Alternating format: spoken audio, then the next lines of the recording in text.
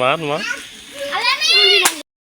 সকালবেলা থেকে মুষলধারে বৃষ্টি পড়তেছে, এখনো ধীরে ধীরে বৃষ্টি পড়তেছে। আমরা বাপ বেটা চলে আসছি বাইরে ঘুরতে। এই দেখেন ছাতা নিয়ে ঘুরতেছে।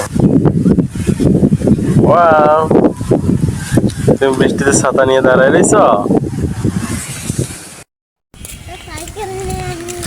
মাঠে ফুটবল খেলতাম, আর এখানে রাস্তা পেরিয়ে পুকুরে এসে ডুবাডুবি করতাম, গোসল করতাম।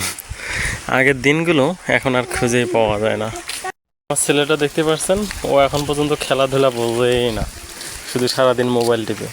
অথচ আমরা ওর বয়সে ক্রিকেট খেলে ফুটবল খেলে খেলে বেড়াইছি। আগে আমরা বৃষ্টির দিনে ফুটবল খেলছি, মাছ মারছি, ঘুরছি, কত মজা করছি। এখন আর সেই দিনগুলো নাই। বন্ধের দিনে সারাটা দিন খেলাধুলা করতাম, একটু রেস্ট নিতাম না। আর এখন বন্ধের দিনগুলো দেখেন শূন্য মাঠে পড়ে থাকে, কোথাও কোনো খেলোয়াড় নাই। সব ছেলেপেলেরা ঘরে দেখেন মোবাইল নিয়ে ব্যস্ত। বৃষ্টির দিনে চারপাশের দৃশ্যগুলো দেখেন, কত সুন্দর সবুজ, কত ভালোই না লাগে বলেন।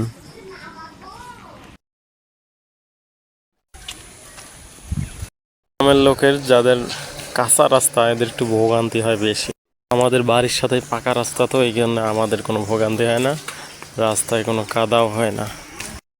আঙ্গিনায় দেখেন, বৃষ্টি পড়ার কারণে আঙ্গিনায় কাদা হয়েছে, চলাচল করতে ভয় লাগে, যে কোনো সময় পিছলে একটা দুর্ঘটনা ঘটতে পারে। ও দেখেন, উনি বাইরে যাবে সাইকেল নিয়ে, সাইকেল চালাতে, আমাকে বলতেছে বাবা চলো বাইরে যাই সাইকেল নিয়ে। একটু বৃষ্টি পাইলে হাঁসগুলো যেন আনন্দে মেতে ওঠে।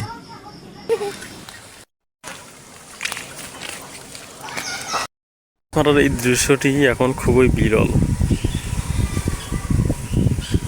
আগে আমরা ওইভাবে জাল দিয়ে মাছ ধরতাম, এখানে অনেকেই ধরতো পুলিশ, কিন্তু এখন আর সেই দিনগুলো নাই, এখন সেই পরিমাণ মাছও হয় না। বাতাসে দেখেন সবুজ ঘাসগুলো কিভাবে দুলছে। কাদা ভরার ভয়ে দেখেন আমরা গাড়িতে ঘাড়ে করে উঠে নিয়ে যেতেছি। বাচ্চারা রাতের বেলা দেখেন কিভাবে খেলা করতেছে।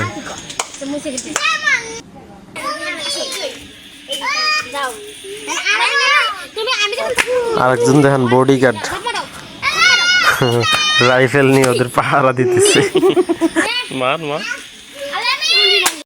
তো গাইস, এখন খাওয়া দাওয়া শেষ করলাম, বসে আছি, টিভিতে সিনেমা দেখতেছি।